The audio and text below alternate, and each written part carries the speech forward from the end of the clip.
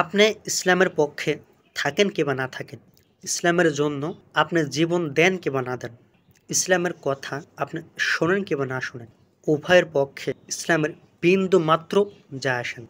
ইসলাম জিতবে আপনাকে নিয়ে অথবা আপনাকে ছাড়া, কিন্তু আপনি ইসলামকে ছাড়া হেরে যাবেন কিংবা হারিয়ে যাবেন। ইসলাম কখনো আপনার মুখাপেক্ষী ছিল না, আপনি কেবল ইসলামের মুখাপেক্ষী ছিলেন, আছেন এবং থাকবেন। সমস্ত মানুষ ইসলামকে মানলেও ইসলামের বিন্দু মাত্র সম্মান বাড়বে না, সমস্ত মানুষ ইসলামকে না মানলেও ইসলামের বিন্দু মাত্র সম্মান কমবে না। অতএব ইসলাম কখনো হারবে না, ইসলাম জিতবে আপনাকে নিয়ে। ইসলাম তো আপনার মুখাপেক্ষী কখনো ছিল না। যদি সমস্ত পৃথিবী ইসলামের বিপক্ষে যায়, আমি একাই ইসলামের পক্ষেই থাকবো ইনশাআল্লাহ। অতএব আপনার কাজ কি করলেন না করলেন, কি করছেন কি করতেছেন ইসলামের জন্য, এখানে ইসলামের বিন্দু মাত্র লাভ হয়নি। সবাই ইরাক কিংবা ফিলিস্তিন ইস্যু নিয়ে, ইসরায়েলের ইস্যু নিয়ে সবাই অনেক মাতামাতি করে। আমি তাদেরকে বলি, তাদের কি হবে না হবে, ইসলামের কি হবে না হবে, ইসলাম জিতবে কি জিতবে না, এই বিষয়ে আপনার মাথা ঘামানোর দরকার নেই। আপনি আপনার চিন্তা করুন। একটা কথা মাথা রাখবেন, যে কোনো সময় তৃতীয় বিশ্বযুদ্ধ হতে পারে, আর যখনই তৃতীয় বিশ্বযুদ্ধ হবে তওবার রাস্তা বন্ধ হয়ে যাবে।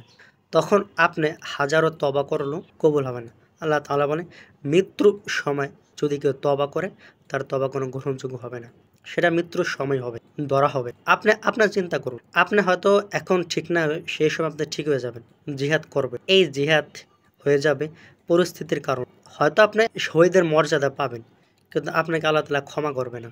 নবীজি একটা কবরের পাশে দিয়ে যাচ্ছিল, তখন সাহাবারা তাকে প্রশ্ন করলেন, ইয়া রাসূলুল্লাহ, এই ব্যক্তি তো শহীদের মর্যাদা পেল। নবীজি বলল, এই ব্যক্তি শহীদ হওয়ার পরও এখন কবরে শাস্তি পাচ্ছে। তখন তারা প্রশ্ন করল, কিভাবে? তখন নবীজি বলেন, সে একদিন একটা কাপড় চুরি করলো, আজ সে কাপড়ই আগুন হয়ে দাঁড়ালো। অতএব আপনাকে আগে ঈমান ঠিক রাখতে হবে, আপনাকে আগে নামাজ পড়তে হবে, আল্লাহ তাআলার কাছে আত্মসমর্পণ করতে হবে, আপনাকে আগে মুসলিম হতে হবে, তারপরে অন্যথা সব কিছু।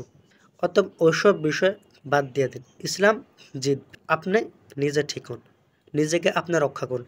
ইসলামের চিন্তা আপনার করা লাগবে না, ইসলাম আপনার অপেক্ষায় থাকবে না, আপনিই থাকবেন। আপনি ইসলামের পথে জীবন দিলেন, এখানে ইসলামের বিন্দু মাত্র লাভ হয়নি, আপনারই লাভ হয়েছে। আপনি জীবন দিবেন না, ইসলামের বিন্দু মাত্র ক্ষতি হবে না, আপনারই ক্ষতি হবে।